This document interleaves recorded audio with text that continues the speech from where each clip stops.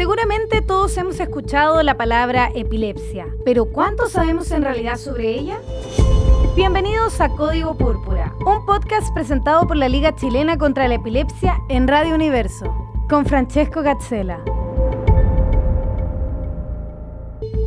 Amigos y amigas, bienvenidos una vez más a un capítulo de Código Púrpura. Estamos muy entusiasmados porque hemos hablado ya de un montón de cosas con ustedes, por supuesto acá en la radio, también con la Liga Chilena contra la Epilepsia, a propósito de un montón de cosas, de la historia, de la epilepsia, de los mitos, del tratamiento, distintos tratamientos del personal de la salud, también por supuesto lo que significa criar un hijo con epilepsia y particularmente tenerla, ¿no? Conllevar eso con una vida lo más normal posible en lo profesional y en lo personal. Pero no hemos hablado de un tema que es muy interesante, que muchas veces en este país se manosea, pero pucha que es cierto que es importante. Estoy hablando de los derechos. ¿Tiene derecho y a qué? ¿En qué sentido? ¿De qué se trata? ¿Cuál es el foco? Una persona que tiene epilepsia. Bueno, esto lo vamos a desarrollar con Gloria Quiero. Ella es abogada, destacada abogada nacional. Muchas gracias por estar con nosotros, Gloria. Gracias por invitarme. Un placer tenerte con nosotros porque tú eres además voluntaria, por supuesto, en la Liga. Estás en una institución mundial a propósito de lo mismo. Ya te voy a preguntar por eso. Y además, muy de cerquita, tienes la experiencia. Tu hija tiene epilepsia. Así que muchas gracias por estar con nosotros. Ok, gracias por invitarme. Encuentro una muy buena oportunidad de que se conozca más de la epilepsia, que se informe, que todos sepan, porque eso es lo que más falta en Chile y en el mundo en general, verdad. Hablar del tema. Código Púrpura tiene que cruzar la frontera.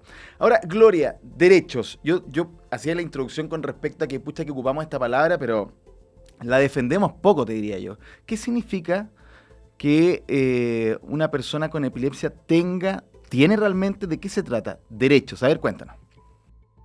A ver, bueno, hay que partir por decir que la Constitución de Chile contempla la protección, o sea, el derecho a la protección de la salud. Y en cuanto a la epilepsia está la ley GES, que es la ley que en el fondo garantiza ciertos derechos como el acceso a la salud, como la oportunidad, la calidad y el tema como económico también. Uh-huh. Y está contemplada la epilepsia como en esta ley, pero no toda la epilepsia. Hasta ahora está solamente el 70% de la gente que tiene una epilepsia como, digamos, la normal, y el 30% tiene epilepsia refractaria, que es la epilepsia de difícil manejo, la que no reacciona a los medicamentos, entonces en el fondo siguen con crisis permanentes, y ese 30% está expresamente excluido hasta ahora. Ahora, hay que decir que en el último discurso del presidente a la Nación anunció de que se va a incluir la epilepsia refractaria en el GES, lo cual es un muy, muy buen anuncio, una muy buena noticia, porque se ha luchado mucho por eso, pero no se sabe nada más. No sabemos cuándo realmente esto va a operar, de cuándo va a ser efectivo y eso. O sea, hasta el minuto una promesa de una cuenta pública, que bienvenida sea, exacto, por supuesto que sí. Exacto. En esto no hay colores políticos ni nada. Exacto. Ahora, pero, igual te tengo que decir de que este es la ley GES es parte, pero también una persona con epilepsia tiene los mismos derechos que cualquier ciudadano, ¿no? El derecho, que se lleva al acceso a la educación, derechos laborales, derecho a no ser discriminado, y así como tiene derecho, también hay que decir que tiene ciertas obligaciones, que es el tema de la ley del paciente, que aplica para todos los pacientes, que ese sí contempla ciertos derechos, pero también ciertas obligaciones. Vamos a ir, y Gloria, eso es muy importante. De a poco, en cada punto, pero quisiera una última visión más general, porque evidentemente cuando hablamos del GES o hablamos de ciertas leyes específicas, y quizás esta que anunció el presidente también, obviamente vemos el tema financiero, la caja, ¿no? El país poniéndose, o sea, todo y cada uno de nosotros, con las personas porque se lo merecen, lo necesitan. Pero quiero volver al concepto derecho, ya que tú, como destacada abogada y conoces muy bien el área. Cuando hablamos del derecho, estamos hablando del acceso a ciertos medicamentos, por ejemplo, a ciertos tratamientos, a una compañía. ¿Qué entendemos por derecho de una persona con epilepsia para después ir desglosando las leyes o las políticas públicas? El GES contempla cuando dice que tienes derecho al diagnóstico y a un tratamiento, implica en el fondo que la persona que tiene algún síntoma como epilepsia va a ser efectivamente diagnosticada con un examen que en este caso es un electroencefalograma. Es uno de los exámenes más importantes, pero también básico. La verdad es que no puede acceder a otros que en forma privada pagando, si se puede, como una resonancia o algo más.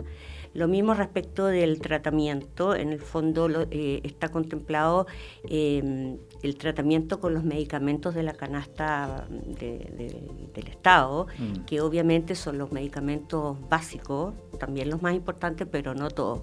Ha habido una evolución en los medicamentos y hay muchos que lamentablemente no se tiene acceso por el GES, sino que hay que pagar y son bien caros. Y así, por ejemplo, dice, claro, calidad. La calidad es que, claro, te vas a atender por prestadores que están en el fondo certificados y hospitales, qué sé yo, públicos o privados, pero hay que reconocer de que también hay también un déficit de neurólogos en regiones, sobre todo. Entonces, y neurólogos epileptólogos. Esos son pocos. Entonces, claro, obviamente, por más que la persona tiene derechos contemplados en la ley, hay mucho por hacer. Claro, falta, en el fondo, el tema del recurso del Estado es básico y eso todavía falta mucho por hacer. Ese es como, en el fondo yo te opino como alguien que conoce el tema de epilepsia y mucha gente que tiene epilepsia o hijos con epilepsia y yo opino desde esa perspectiva. No, de todas maneras. Ahora, nunca es fácil. Tú eres abogada y me imagino yo la cantidad de puertas que te ha tocado tocar, alegar, reclamar o muchas veces ayudar a otros. ¿Qué pasa con una familia que justamente ninguno de los papás, ponle tú, es abogado, la persona...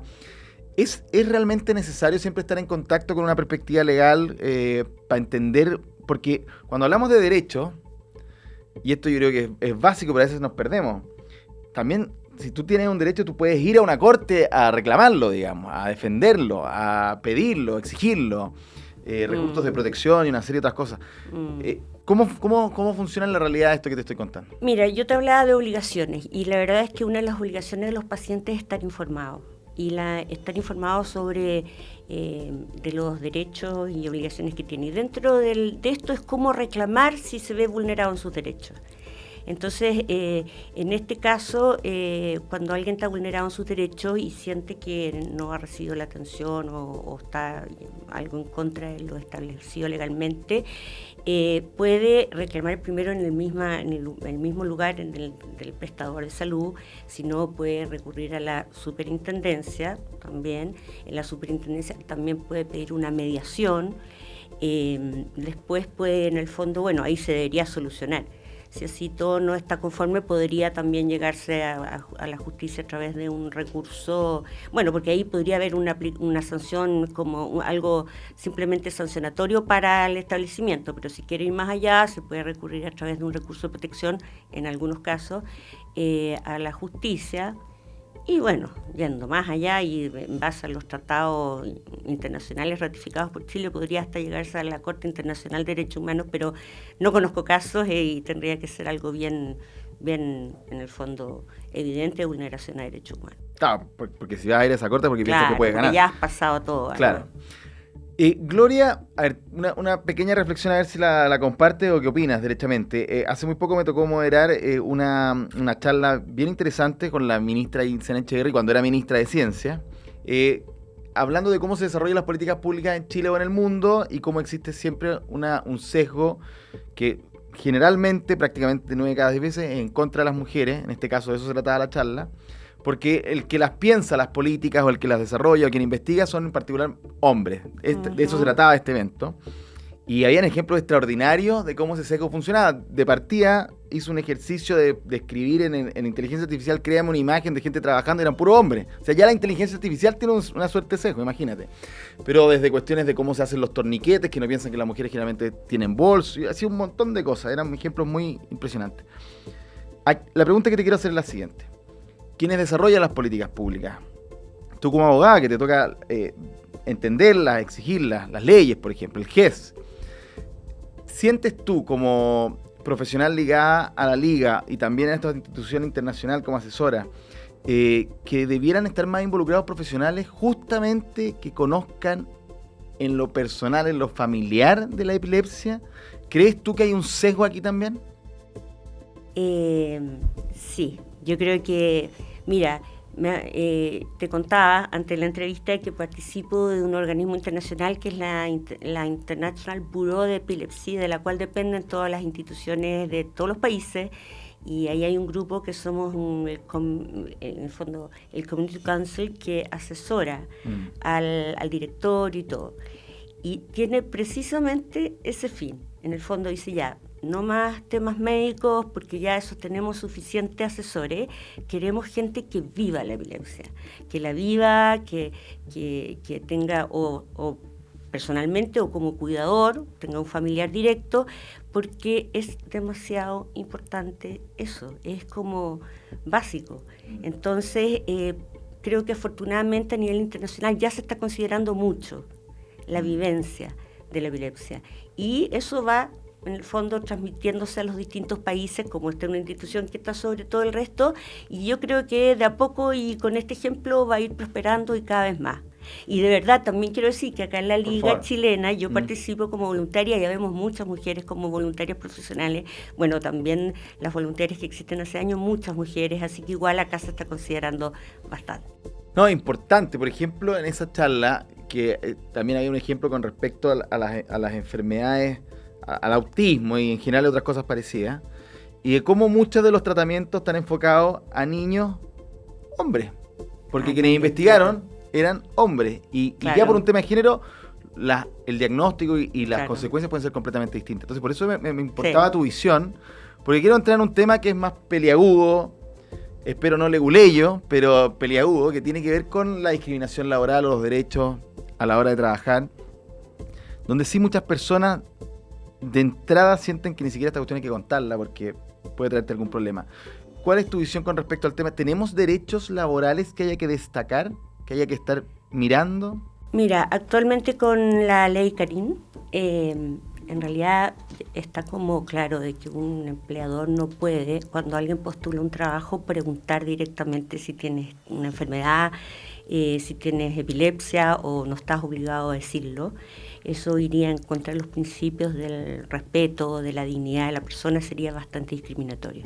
Entonces, distinto es cuando el cargo, o sea, puedes ver la capacidad de la persona respecto a algún cargo que requiera algo así, como trabajar en altura, o sea, si implica un peligro para la persona, o para el resto como un chofer de bus o algo así. Bueno, ahí hay excepciones. Obviamente en pro de la comunidad y de la misma persona que se puede, pero en general ahí hay que partir y hay un gran derecho de que no estás obligado ni te pueden preguntar. Y luego cuando ya estás en el trabajo, sí puedes comunicarlo y nadie lo va a hacer, porque empieza el tema del estigma y de la discriminación y todo. Pero, y si te preguntan, tendría que ser con fines de ayudarte, de beneficiarte, de ayudarte con algún tratamiento o algo así, siempre con un fin de ese tipo. ¿Qué pasa en el trabajo? Que me han preguntado, como soy abogada y participo tanto de la liga y todo, muchas veces la pregunta es ¿qué pasa si me despiden porque tuve una crisis? Porque puede que no conté, pero tuve una crisis, ¿qué pasa? Bueno, obviamente no podrían despedirte por haber tenido una crisis. Bajo ninguna circunstancia. No, ahí tú simplemente vas a hacer la denuncia a la inspección y por en el fondo... O sea, no hay juez de la República que no esté contigo. O sea, despido injustificado, discriminación, está claramente protegido. El tema es qué pasa si te despiden por otra razón, que es lo más probable que camufla la verdadera. Obviamente, por necesidades de la empresa y otras cosas lo pueden hacer. ¿Y tú puedes reclamar eso también? ¿Es difícil? Está muy difícil. Es muy difícil. Está muy difícil porque... ¿Cuál es la prueba? ¿Cuál es la prueba? Claro. Bueno, obvio. Por necesidad de la empresa pasan muchas razones que no son realmente necesidades de la empresa, lo sabemos hace mucho tiempo, esta lamentablemente sería una más. Pero, por ejemplo, por lo tanto, como abogada, ¿tú qué recomendación harías para una persona que tiene un tratamiento que le permite tener una vida prácticamente normal, siempre atenta? Por supuesto, yo aprendí harto en el programa de que hay que estar alerta, hay que ser responsable, digamos, con la serie de cuestiones que implica un tratamiento, pero tu desarrollo intelectual y profesional es absolutamente el mismo que puede tener cualquier otra persona. Bueno, y hay que distinguir lo que partí diciendo. Sí, estás hablando de un 70% de las personas con epilepsia que pueden llevar una vida prácticamente normal. No así el 30% restante, que tiene una epilepsia de difícil manejo. ¿Qué pasa ahí? Ese es el problema. Y esa es la gran vulneración de derechos en Chile respecto a la gente con epilepsia, está en ese grupo. Porque ese grupo tiene normalmente problemas de discapacidad cognitiva, problemas de movilidad, problemas de salud mental. Y ahí es donde viene todo el tema de la dificultad de aplicar todos estos derechos que están en varias leyes. Porque en Chile no hay una gran ley de epilepsia como en otros países, que tampoco, a mi entender, es la solución. Pero viene la dificultad, porque claramente el acceso a la educación, por ejemplo, claro, si tú tienes todas estas otras problemas de salud que van más allá de tener de repente una crisis, se complica, o la ley en el fondo no pueden discriminarte, no pueden negarte una matrícula por eso, pero está difícil, porque en el fondo no está preparado el colegio, hay formas de inclusión que por ley, pero el colegio no está preparado, los profesores no saben de epilepsia. Es cuando hablamos que existe el derecho, pero no se materializa. Exacto. Entonces ya empieza lo que yo viví, por ejemplo. Cuéntame. Yo viví en un colegio, claro, que tenía la mejor disposición del mundo para incluir a mi hija, que tiene epilepsia refractaria, o sea, tenía crisis todos los días, y ella además con los medicamentos, que igual los tienen que tomar, igual están afectados, como bastante desconcentrados, ¿no? Y bueno, los profesores tenían la mejor intención, pero era difícil porque no sabían cómo tratarlo. Entonces fui yo al final la que hice la adaptación curricular, yo exigí, qué sé yo, la evaluación neurológica especial, pero fue un trabajo súper fuerte mío atrás. Y después, cuando mi hija ya estaba en octavo, vino el problema del estigma, los niños no la veían. Era como bullying, no sé, pasivo, no sé cómo se llama técnicamente. En el fondo no la molestaba, pero no existía, era un fantasma ahí. Entonces ahí decidí cambiarle a un colegio especial.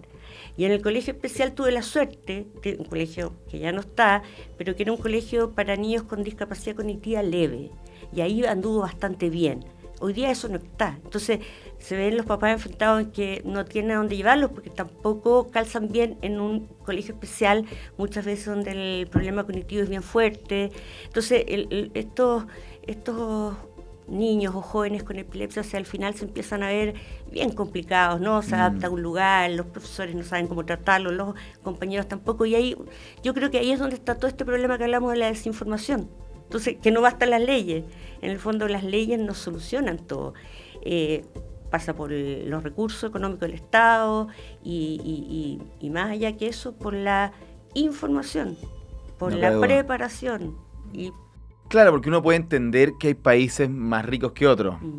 Pero si las personas no están pensando en esto, exacto, da lo mismo la cantidad de plata que tengáis. Exacto, así es.